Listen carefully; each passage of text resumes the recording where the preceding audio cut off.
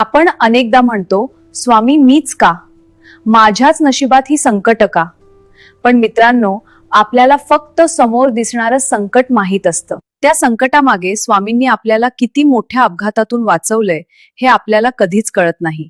आजची ही कथा तुमच्या आयुष्याकडे बघण्याचा दृष्टिकोन बदलेल. एका गावात महादेव नावाचा एक निस्सीम स्वामी भक्त राहत होता. त्याचं आयुष्य म्हणजे स्वामी सेवा.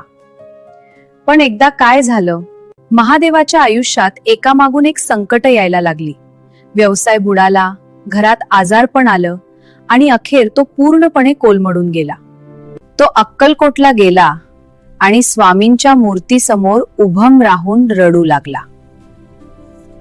तो म्हणाला, स्वामी, मी तर तुमची इतकी भक्ती केली, मग माझ्याच आयुष्यात हा अंधार का? तुम्ही माझा हात का सोडलात?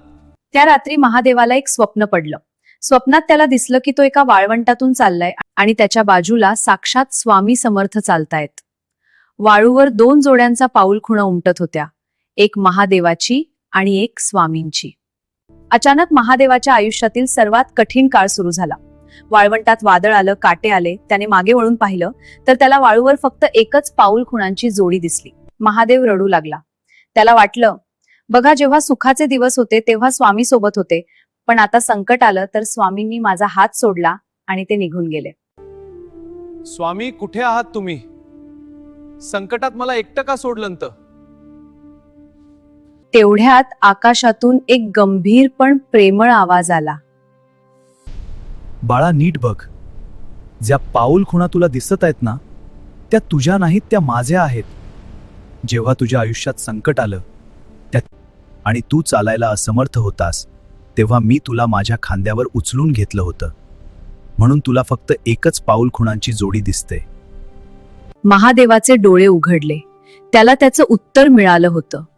मित्रांनो, आपल्याला वाटतं ना आपण संकटाशी एकटे लढतोय, पण खरं तर स्वामींनी आपल्याला आपल्या खांद्यावर उचललेलं असतं. तुमचं रडणं त्यांना ऐकू येते, तुमचा संघर्ष त्यांना दिसतोय. फक्त विश्वास ठेवा, ते तुम्हाला कधीच पडू देणार नाहीत. श्री स्वामी समर्थ. बाळा, रडू नकोस. मी तुझ्या संकटात तुला खांद्यावर उचलून धरलंय.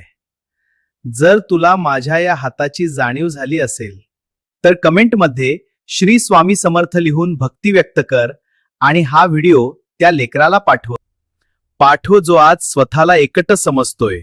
भिवू नकोस, मी तुझ्या पाठीशी आहे.